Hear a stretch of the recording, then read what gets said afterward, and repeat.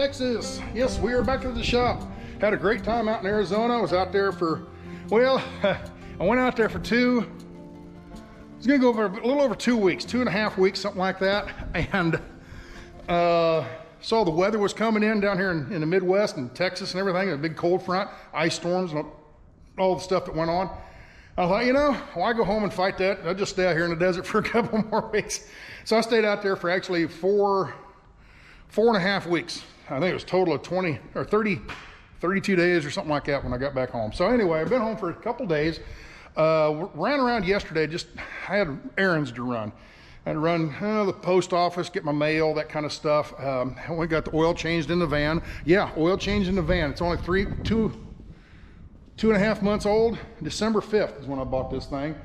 And I already got 5,700 miles on it. So yeah. So anyway, I'm going to change the oil every 5,000 miles with synthetic. So I did that. What I want to do today is talk about how the van did. All the people want to know, how'd you do on water? How's your solar handling? How are you being able to do all their cooking, everything's electric in this thing except for the heater. Everything's electric. The water heater, the stove, the refrigerator, all is 110. Okay, so they want to know about that. So I'm going to run over and do that real quick. But before I do that, I want to tell you about a new feature. Is that right? Anyway, new feature on the Sasnak channel here. I signed up for Patreon. Sitting out there at the campsite, sitting around the campfires one night, we got to talking about Patreon and that kind of stuff. And I've had several people over the years, hey Stan, are you signed up for Patreon? You got to sign up for Patreon. You can make a little bit extra money that way. And I'm like, yeah, well, Patreon, every time you sign up for Patreon, me as a creator or whatever you want to call it, when you sign up for Patreon, the idea is you get something extra, you look back behind the scenes stuff, that kind of thing. And I might do some of that, but I'm really not interested in doing that type of stuff. I just want to do the videos and that's about it. But they said, well, just still go ahead and get Patreon, and that way you can, think of it like a tip jar. I'm like, yeah, there you go. Okay, I guess a tip jar. So let's do it, So I signed up for Patreon, and I'm going to call it the Coffee Club, okay? The Sasnak Coffee Club. Now, I was thinking just a flat $2 or $3, and that's it. That's the only tier. You have different tiers of support, I was just going to do a $2 or maybe $3 tier of support. Join the Sasnak Coffee Club, and it's just something you can say, hey, I'm supporting him a little bit. So that was my idea. We were sitting around the fire one night and kind of got to talking about it, and somebody came up with the idea, well, they have different levels, different tiers. I'm like, okay, so what can we do? And somebody joked around, we ought to get a sippy cup club. Oh, okay. So for people that don't know, people that are new to the channel, back in 2019, in June of 2019, it was June 28th to be exact, June 28th, 2019, I was getting ready to go on a vacation and was taking the truck into the mechanic shop to get it worked on.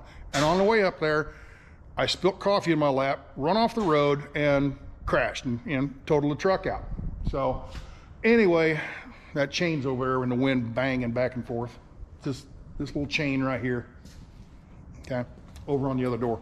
So anyway, we sit there and had the wreck, right? So shortly after the wreck, I was up there in Kansas, and somebody put a sippy cup in the cup holder. I don't know who it was, probably Kirk, I don't know, maybe John, I don't know.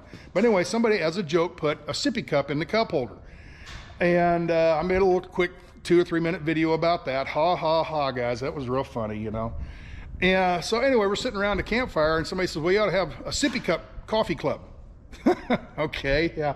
So what we kind of come up with was $2 for truck stop coffee. So you're not getting coffee, it's just you're supporting the channel by giving me $2 for what we're calling truck stop coffee. $4 will get you, or you can support with what they call like your cappuccino at the fancy coffee shop. We won't name its name. Anyway, so $2 for truck stop coffee, $4 for cappuccino or something at a fancy coffee shop, and at $10 you can do the Sippy Cup Club. You can be a member of the Sippy Cup Club. Sasnak Sippy Cup Coffee Club. Something like that. We'll come up with a nickname for it or something. But anyway, so it's basically a tip jar. That's all it is. Just, you know, if you want to tip $2, if you want to tip $4, if you want to tip $10, you have the bragging rights of saying I'm part of the Sippy Cup Club. So you can go to Patreon and do that. Later on, I might do a few things for the $10 holders, you know, maybe send them a Sasnak sticker or something like that, you know, bumper sticker thing, something along those lines. I'm not committing to any of that yet. We'll see how it goes. We can always adapt and change as we go along with this. Also signed up for, there's another website called Buy Me a Cup of Coffee, or Buy Me a Coffee. And that one I think is just a flat $2 or $3 or something like that. The reason we signed up for that one is because for political reasons, I guess Patreon is not favored by some people, I guess. I don't know much about it, but basically because of the election and everything, a lot of people are pissed at Patreon. So give a second option. If you don't want to go through Patreon, you can go through Buy Me a Cup of Coffee. So anyway, those links will be in the bottom of this video, in the description, and we can go from there. All right, so now what I got to do is I got to clean this thing out. I've already taken all my clothes and the food and everything, put that in the house. But I still got stuff in here, and I'm going to go through what I'm going to change about this thing. So let me kind of clean all this stuff out. I got to clear all the stuff out of the back. Excuse me. And I got to clean all this junk out. And once I get this all cleaned out so we can see better, I will be right back with you, okay? So with that, let me go to work.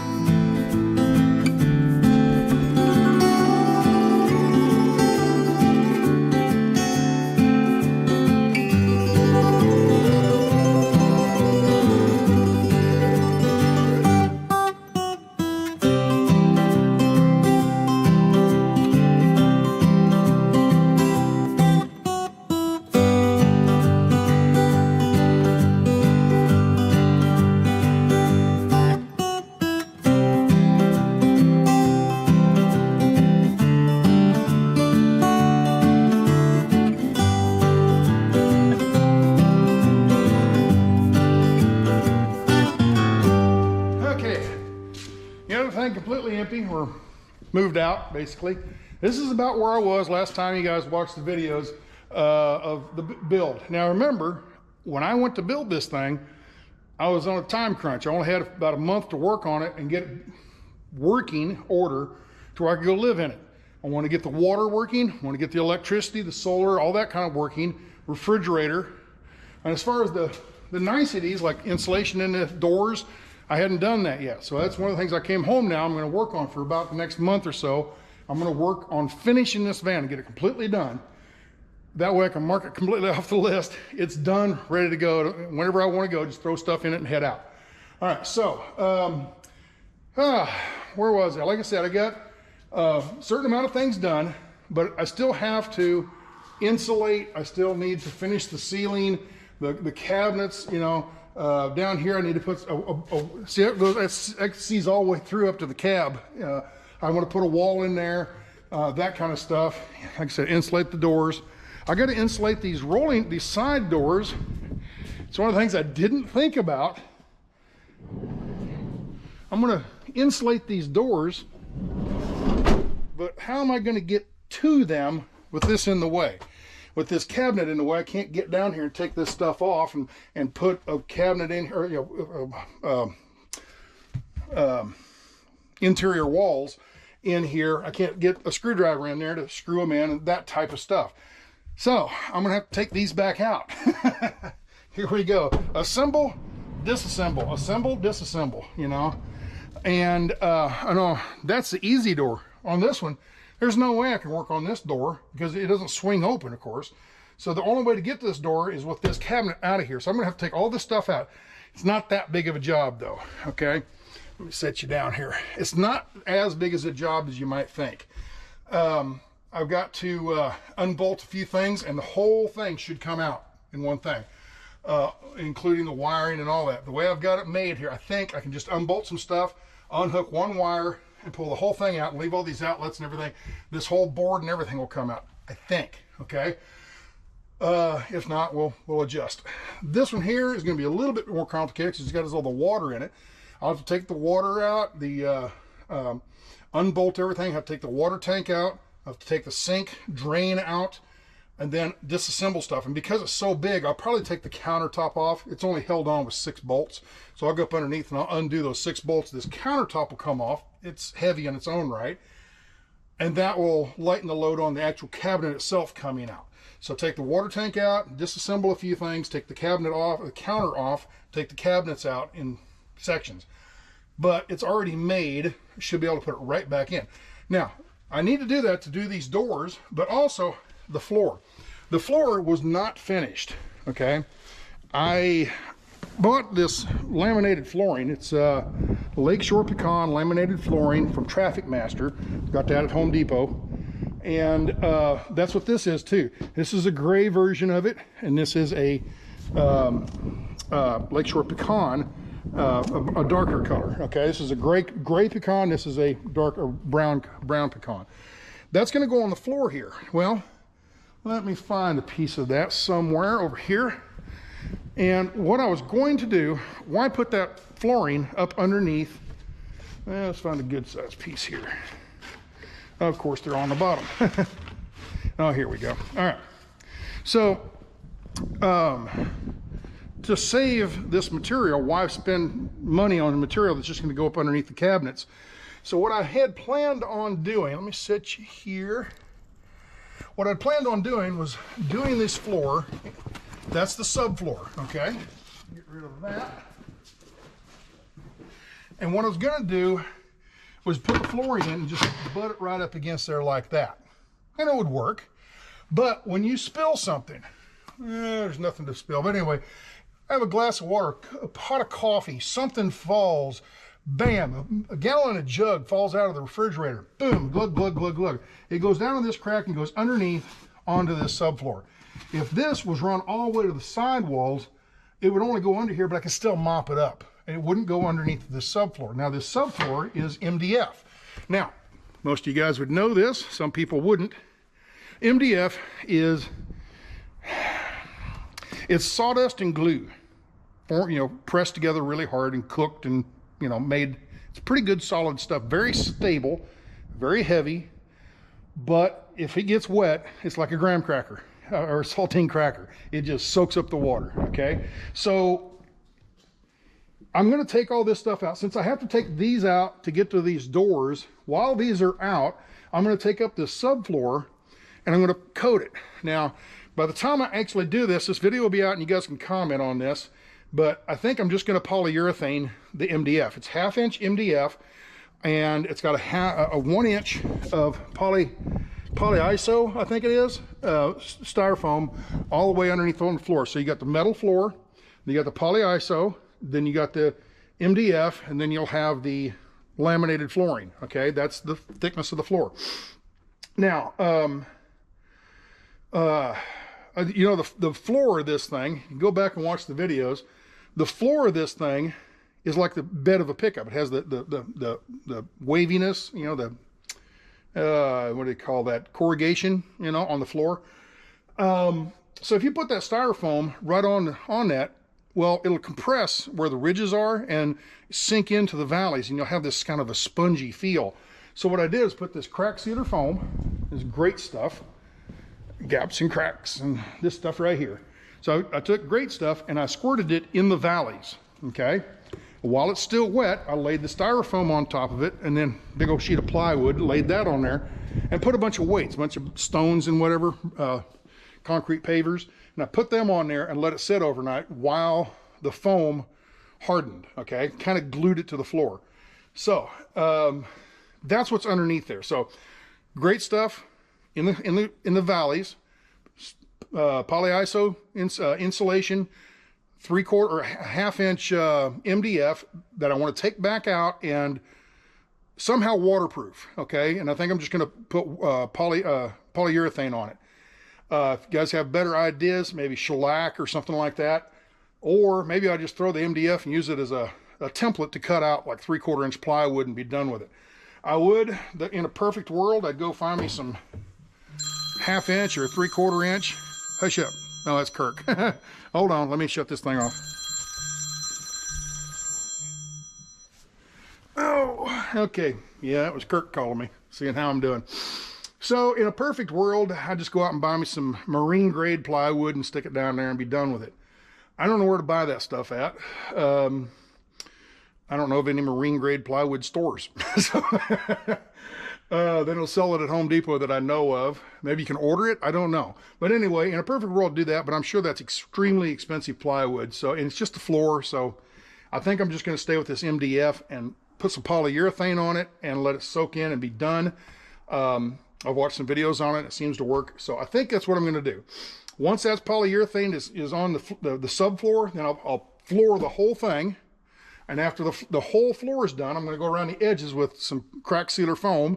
There's a different company, I can't remember, not your crack sealer foam here. It's a different kind. Anyway, it's much firmer. It's harder, much firmer. When it sets up, it's real rigid. And I'm going to put that around the edges as a kind of a caulking to. So if you do spill water on the floor, it doesn't go over the edge and fall around and go underneath all this stuff. That's the idea. I want to try to seal this floor so if I ever leak or that big water tank leaks for some reason, it doesn't ruin the floor, okay? That's what I'm kind of after. So we got to take the cabinets out, redo the floor, do all this kind of stuff. Now, a few other things that I didn't like that I thought I would like. On this side, see, I don't have the partitions. I ran out of time and I didn't put dividers in there. It's kind of a good thing that I didn't waste my time. Let me show you why. Here's a good example. Look at this. It peeled up, okay? It didn't do, oh, I'm sorry, the light's terrible. It didn't do very good, okay? It didn't work very well, okay? So right here is a perfect example. This one here, see how much it peeled right here? Yeah, and it's sticky and gluey underneath. So I'm just gonna take these completely out. And then I got to thinking, I'm sitting there one day, I'm sitting on a chair over here, doing something on a computer, and I looked up, and the wood ceiling, which I like, it's got a couple little things I don't like about it, but for the most part, I like it. It comes over here and kind of abruptly stops, and then this gray stuff comes in, right?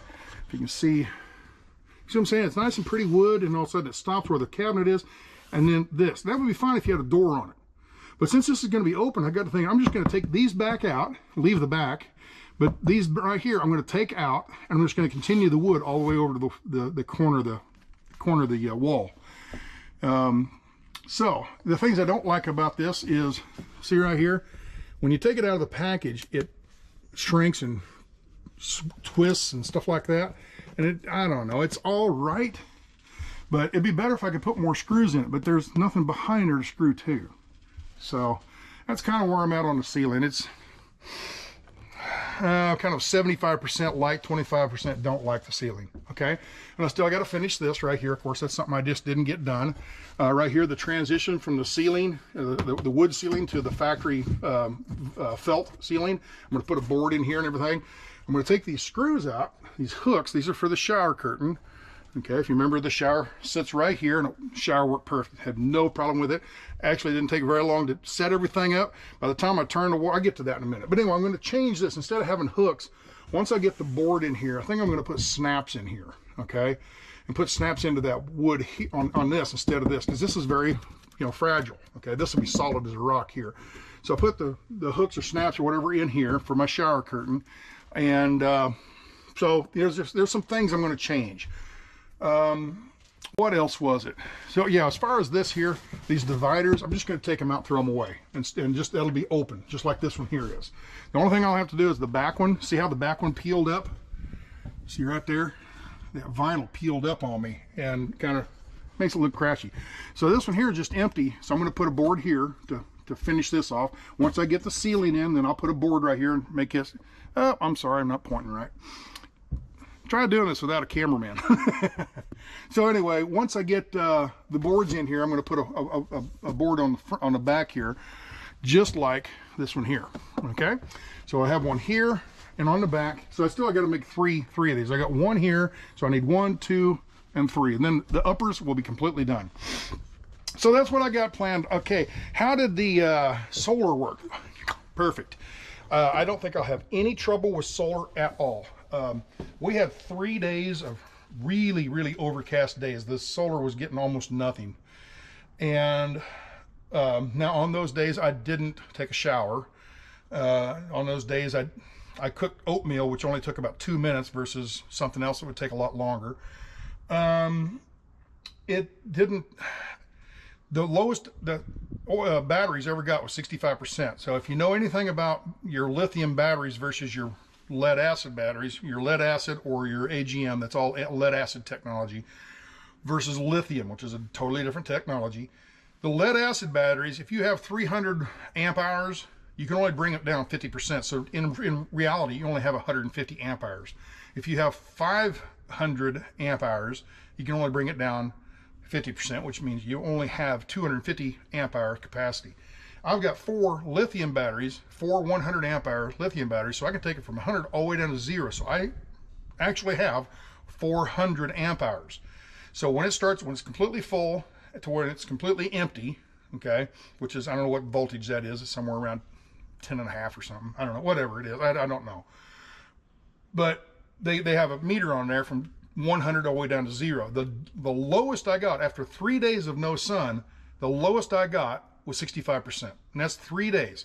And that's actually running, I cooked and did things. It was the coldest nights, so I had that, I had a electric blanket, actually an electric mattress pad. You put it, it's a fitted sheet you put on your mattress, and you lay on top of it. It's an electric blanket. And that thing worked fine. I mean, it was really cold. I was toasty underneath those covers. Now, when you get up in the morning, it's chilly. But everything seemed to work really, really well. So with his batteries, I think I have plenty of batteries. I've got plenty of solar. Unless there's a week and a half of torrential rain or something. If that's the case, you're getting in the car and you're driving, taking off and going somewhere. Oh, see, something else I forgot is while we were out there, there was a fella that had another Transit just like mine. I think his was maybe a 2018 or 19, but anyway, dark gray, just like his. Lalo was his name. And his was exactly like this, but it was the shorter version. It was about 1.5 feet shorter. It wasn't extended. And what he pointed out to me was right here on the driver's seat, right down here, there's a little box. I don't know if the light's going to be good enough for you. There's a little box. You pop that off, and there's electrical outlets right there, or electrical studs. He says that's a 60 amp surface off of your batteries and your alternator. So instead of having to run a generator or something like that, I can hook that all up to a lithium battery charger, okay, or a charger that's capable of doing lithiums. And I can run from there back to here to a battery charger and hook it to that, put a switch in there somewhere. So when if there's no sun, if it's rainy for, let's say I go to Seattle and it's pouring rain all the time, you know how that is. I don't have to rely on solar. I can just flip that switch. Whenever I'm driving, the alternator will charge these batteries. And then when I don't need it, I can turn that switch off. Why tax your alternator when you don't need to? So I thought that was a really nice discovery. So that's what I'm going to do. Oh, here's the one that really went bad, right back here. See how that one just peeled? So you get the idea.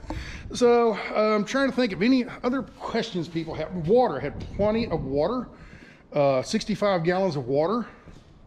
I was out there for a month and 4 days, something like that. I took a shower about, what do we got here?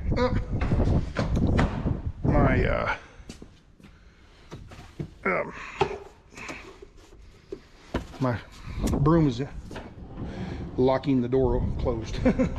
Anyway, it fell over and was in the wrong spot. So anyway, 65 gallons of water. As you can see, the water is right there, okay?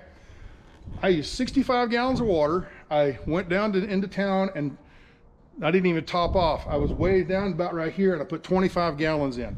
So down to there, 25 gallons and back down to that. That's all I used was 65 gallons plus 25.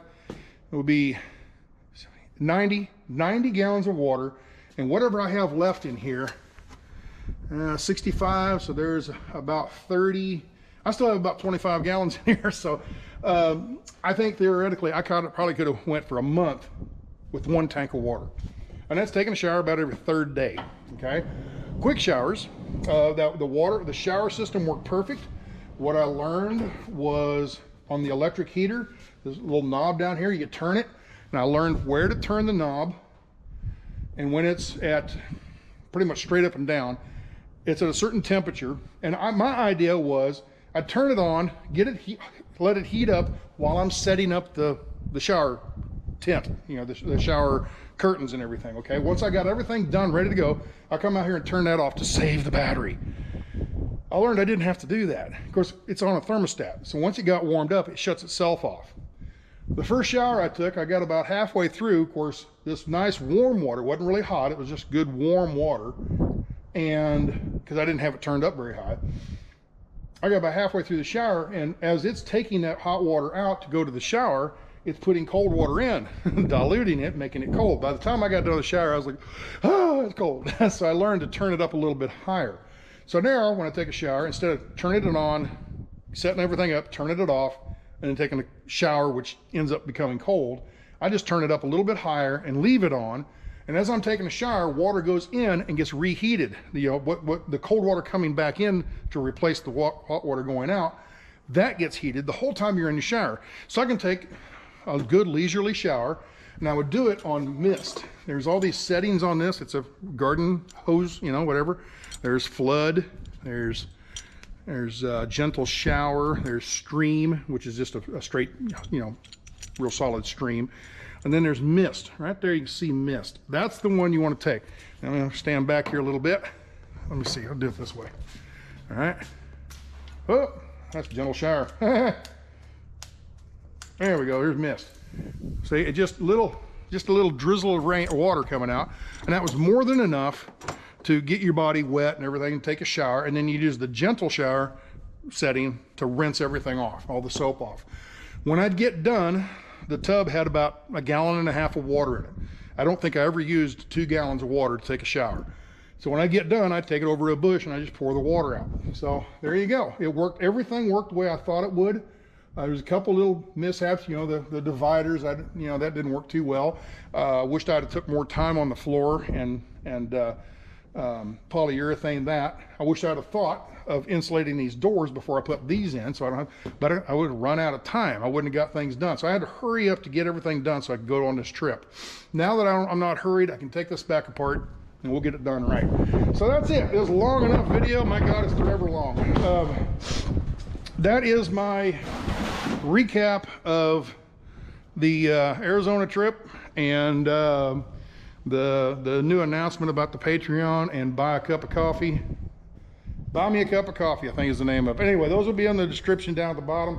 And nobody is obligated. It's just if you feel like it, do it. Okay? I'm sure I'd appreciate it. It'd be just nice. Okay? So with that, I'm going to let you go. Looks like we got a couple more cows. I don't know where they came from. Oops, sorry about the wind. Winds are blowing through here. We got a few more cows out here. I'm gonna have to ask my neighbor about that. What's going on with them? I don't see. Oh, there's the bull. Okay, he was talking about getting rid of the bull. So I got 1, 2. Okay, mama and a calf. Mama and a calf. Mama and her calf. Looks like there's about 2 more that I don't know why they're there.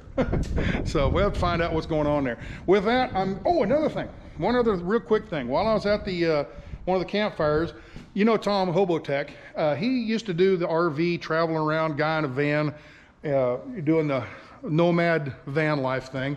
And his channel was kind of, it was going okay, but not enough to make a living on. And he was kind of like, I'm gonna have to do something different. So one day, a couple years ago, a guy shows up and said, hey, I know you're pretty good at this technology stuff. Could you review a solar charger, a solar generator for me?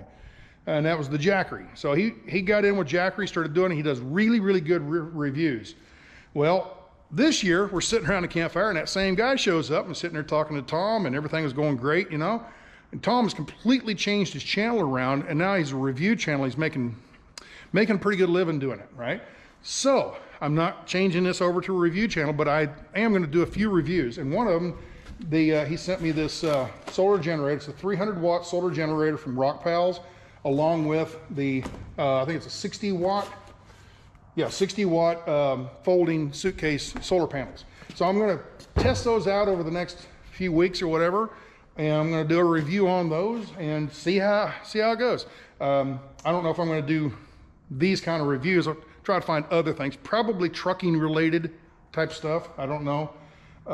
Do some reviews and see what happens. Maybe you're always looking for that little extra income, you know. So that's where I'm going. That's what we're doing. So with that, hope you enjoyed this. It's a long video, I know, but it kind of caught you up with what we're doing. And so I didn't have a video on Monday, so think of Monday's video and today's video all at the same time, right? With that, we'll holler at you later. Take care. I'm going to sit down and enjoy me a pipe. So later. Bye.